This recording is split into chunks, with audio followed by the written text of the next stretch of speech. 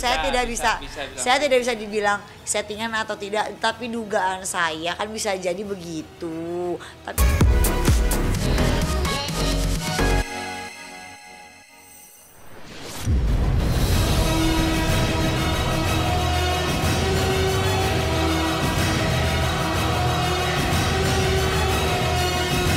Pemirsa Silet, polemik isu dugaan pengkhianatan cinta antara RK dan LM semakin memanas.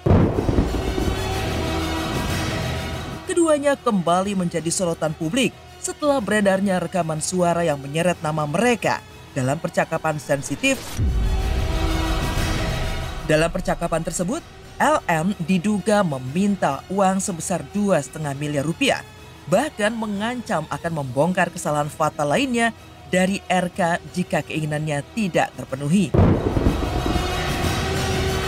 Setelah isu ini menjadi heboh, LM akhirnya angkat bicara melalui telewawancara eksklusif dengan tim Silet. Ia menyebut rekaman percakapan yang viral sebagai hoax dan menegaskan bahwa suara tersebut bukanlah dirinya. Gini aja Kang, kalau mau beres saya butuh 2,5 miliar. Tapi kan itu bukan anak saya, buktinya udah jelas kan. Pokoknya gini Kang, kalau duitnya nggak masuk minggu ini ya maaf aja, aku bakal spill satu-satu buktinya tiap hari. Ini udah pemerasan.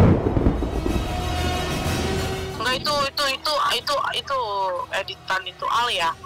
AI ya? Mau apa itu bukan suara saya. dari sebelum suara ini kan ada juga chattingan kan, yang ternyata kalau di get kontak nomor dia sendiri. Saya nggak tahu, saya tidak bisa dibilang settingan atau tidak, tapi dugaan saya kan bisa jadi begitu. Tapi silakan dibuktikan saja.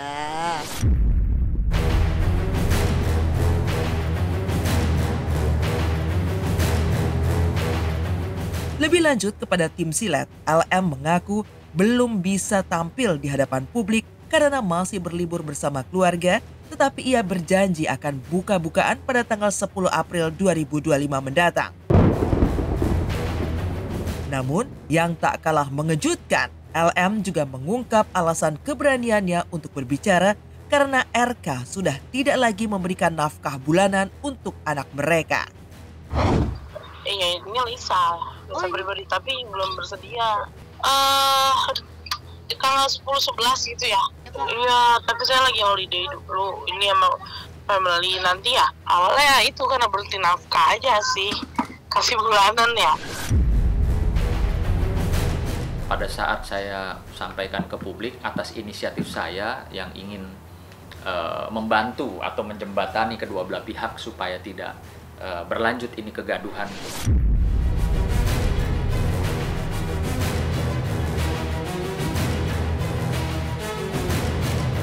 Di tengah kehebohan yang terjadi, muncul sosok Ayu Aulia yang secara belak-belakan menyebut semua yang diklaim oleh LM adalah kebohongan.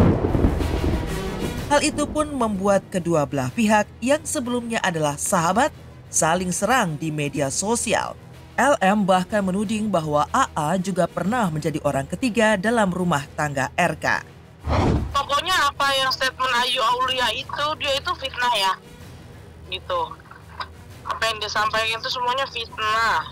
Karena dia itu tidak tahu apa-apa dan dia juga pernah menjalin hubungan sama bapak.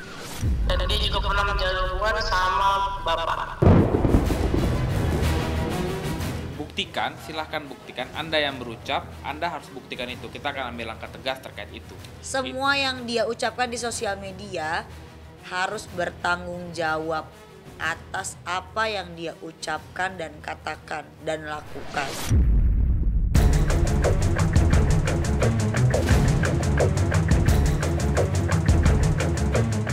Selain berencana menempuh jalur hukum, Ayu Aulia pun membongkar percakapan pesan antara dirinya dengan LM. Di sisi lain, Ayu menegaskan bahwa LM memang sudah berbadan dua bahkan sebelum bertemu dengan mantan orang nomor 1 di Jawa Barat tersebut. Saya bacain ya, karena ini tidak ada direkayasa dan ada voice note-nya juga ketiga. Jadi awalnya itu, Kak Aul apa kabar? Dia bilang gini, Kak Ayu bantu Lisa minta keadilan ke Pak RK dong Kak Ayu, sedih banget aku kakak. Ini yang ada di rasa aku ya hari Minggu. Kalau nggak karena gue, lu nggak akan bisa tahu yang namanya Ridwan Kamil gitu. Jadi bukan memperkenalkan, tapi pada saat itu saya sedang bervideo call dengan Bapak RK dan juga jajaran untuk membahas usaha UMKM. Gue hamil sampai sekarang gak ada yang tanggung jawab, dia bilang. Ya kalau lu mau keluar-keluar minimal think smart. Dari di Bali sama Owel pun lu udah hamil, lu nyalain orang yang bisa lu manfaatin. Kita tahu semua, cuma kita diem karena you are not my class. Terus kalau lu nggak mau bantu ya udah, dia bilang. Kan gue udah bilang nggak mau, dia akan kasih bantu tapi tes DNA. Gue.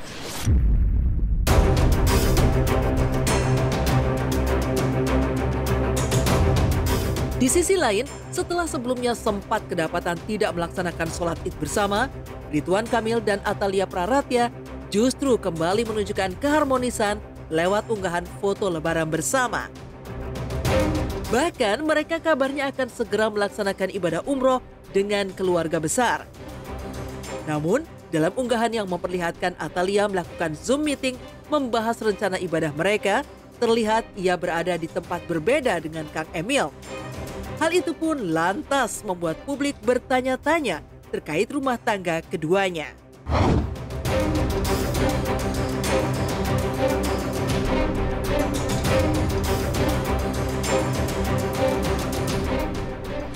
Bad day pasti berlalu. Benar. Gitu ya. Atau mungkin juga setelah hujan ada pelangi, ya itu benar adanya. Jadi saya selalu merasa bahwa ketika ada ujian, sabar. Akan ada kebaikan setelah.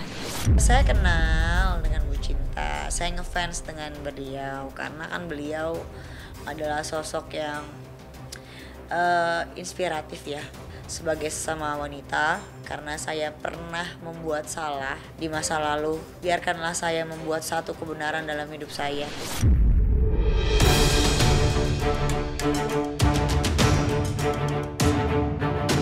Di tengah isu dugaan perselingkuhan yang menimpa Ridwan Kamil, tidak sedikit warganet yang menaruh simpati terhadap istrinya Atalia Praratya. Hal itu semakin diperkuat oleh unggahan-unggahan di media sosialnya yang dianggap seolah mencerminkan ada masalah dalam hubungan rumah tangganya dengan Ridwan Kamil. Kang Emil sendiri dikenal sebagai sosok yang romantis dan sangat mencintai Bu Cinta. Saat putranya meninggal, ia bahkan pernah mengungkapkan bahwa jika harus memilih antara anak atau istri, ia akan memilih istri karena baginya anak hanyalah titipan, sementara istri adalah pendamping hidup hingga akhir hayat. Sebelumnya, Kang Emil juga sempat menceritakan perjuangannya mendapatkan Bu Cinta di mana ia harus bersaing dengan pria-pria mapan untuk memenangkan hati sang istri. Lantas, bagaimana nasib rumah tangga Ridwan Kamil dan Atalia Praratya ke depannya? Apalagi dalam sebuah video lawas yang kembali viral, Atalia pernah secara tegas menyatakan bahwa ia tidak ingin dimadu oleh sang suami. Pilih istri atau anak di masa tua? Pilih istri. Anak itu titipan Tuhan. Di usianya nanti anak kita akan berpisah dari kita untuk menjemput takdirnya sendiri. Jadi pastilah sebagai manusia yang butuh perhatian saya butuh istri saya sampai akhir hayat saya. Oh, istriku tidak sayang sama aku nih gitu kan.